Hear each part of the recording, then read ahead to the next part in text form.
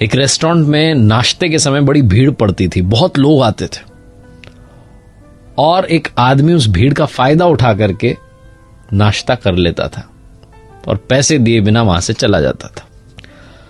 वो रेस्टोरेंट जो था बड़ा फेमस होता जा रहा था, उसका नाश्ता जो था बड़ा पॉपुलर होता जा रहा था, बहुत लोग आते थे। तो एक आदमी वहां पहुंचा, उसने देखा कि एक व्यक्ति है जो इस भीड़ का फायदा उठा करके बिना बिल चुकाए, बिना पैसे चुकाए निकल लेता है।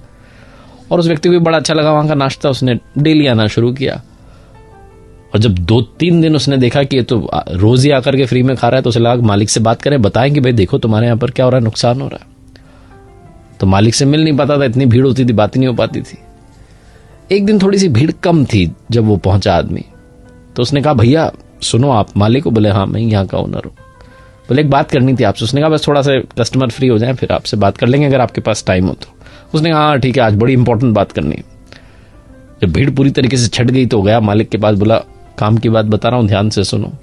बहुत बड़ी दुकान है तुम्हारी, बहुत लोग आते हैं, लेकिन घाटा हो रहा है।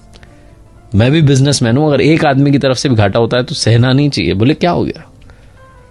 बोले मैं देख रहा हूं, पहली बात तो आपका नाश्ता बड़ा अच्छा है, मैं आना शुरू कर चुका हूं, मैं देख रहा हूं यहां पर 3-4 दिन से मैं देख रहा हूं कि एक आदमी है जो आता है, नाश्ता करता है, बिना पैसे दिए निकल लेता है।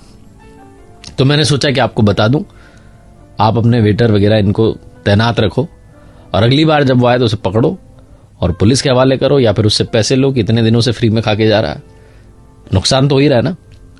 रेस्टोरेंट के मालिक ने कहा कि अरे भाई साहब आप समझोगे नहीं, मैं पूरी बात समझाता हूं। बोले जो भीड़ है ना, ये उसी की वजह से। वो सामने वाले आदमी ने कहा क्या बात कर रहे हो, उसकी वजह से भीड़ कैसे? बोले हाँ, और ये आप पहले इंसान नहीं हो जो मुझे बता रहे हो कि वो आता है फ्री में खा के जाता है। बहुत लोग आके मुझे बताते हैं कि एक आदमी आपके यहाँ पे आता है, फ्री में नाश्ता करके जाता है, पैसे नहीं देता। बोले मुझे जब ये पहली बार मालूम चली, तो पहली बार बात मालूम चली, मैं उसके पीछे पीछे गया, मैंने थोड़ा देखा उसको कौन है, कहां से आता है। यहीं पास वाले सिग्नल पर भीख मांगता है। ना मैंने उसको कभी अपमानित किया, ना कभी उसकी इंसल्ट की, ना कभी उससे कुछ उल्टा सीधा कहा, ना कभी उससे पैसे मांगे, ना कभी उसे भगाया। उसको आने देता हूं, वो पेट भर के खाता है, चला जाता है। और आप पूछ रहे हो ना कि ये भीड़ उसकी वजह से क्यों है, तो मैंने उसे देखा है, वो कई बार रेस्टोरेंट के सामने बैठा होता है, ऊपर वाले से प्रार्थना कर रहा होता है कि थोड़ी भीड़ आ जाए तो चुपके से जाऊं और फ्री में खा के आ जाऊं। ये भीड़ भाई साहब उसी की प्रार्थना की वजह से आती है। जब उस रेस्टोरेंट के मालिक ने कहा, तो वो जो बिजनेसमैन था जो नाश्ता करने आने लगा था, उसकी सोच बदल गई। उसने कहा हाँ, हमें यह भी समझना जरूरी है कि कई बार हमारी लाइफ में जो खुशियां आई होती हैं वो दूसरों की दुआओं से, दूसरों की प्रार्थनाओं से आई होती है, लेकिन हम उनका शुक्रिया अदा करना, उन्हें थैंक यू कहना भूल जाते हैं। ग्रैटिट्यूड, इसे लाइफ में संभाल कर रखिए और शो करते चलिए, हर पल के लिए, हर क्षण के लिए उसका धन्यवाद करते चलिए।